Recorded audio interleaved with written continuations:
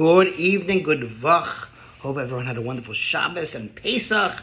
Here we go, BJC Mitzvah Day number 82, using the Sefer HaChinuch, the prohibition to render judgment based upon assumptions. A mitzvah that keeps your soul in its way, dedicated for Refuah Shlema, to Fega Bas Golda. Here we go. It says the pasuk again in Parshas Mishpatim, second book Shemos. V'naki v'tzadik al tarog ki lo atzdik Russia, the blameless or the innocent you shall not slay, for I shall not exonerate the guilty. The injunction of this verse that based in the court not execute the innocent is certainly unnecessary with regard to one who is completely exonerated of his alleged crime. Rather, as Chinuch shall explain, the verse refers to specific instances in which one might have supposed that the accused should be found guilty by the court and executed, and regarding these cases, the Torah warns that the defendant cannot be considered definitely guilty and therefore may not be executed by the court.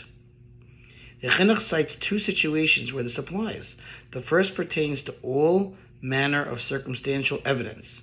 The second deals with certain types of testimony where there is a lack of unity of testimony of the two witnesses, as shall be explained below.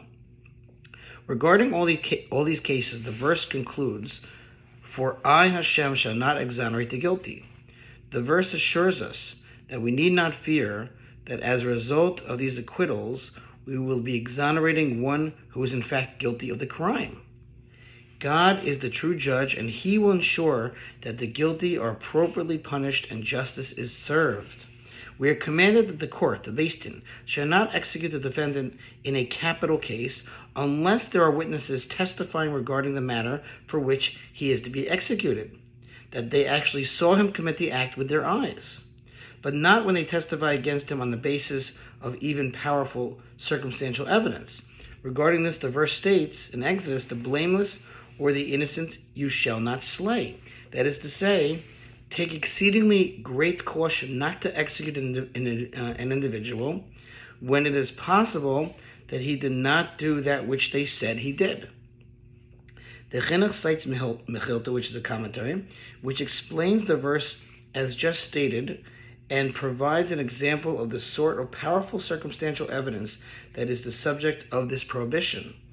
That is how the prohibition is explained in Mechilta to this verse. As the sages state there, if witnesses saw one chasing his fellow to kill him, and they warned the aggressor, your intended victim is an Israelite, he is a member of the covenant.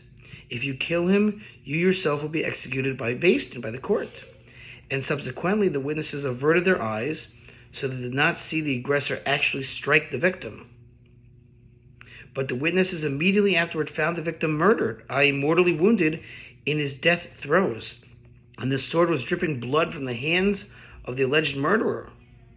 I might have understood that in such a case where there is such compelling circumstantial evidence, the alleged murderer should be judged guilty. The Torah therefore teaches us the blameless or the innocent you shall not slay.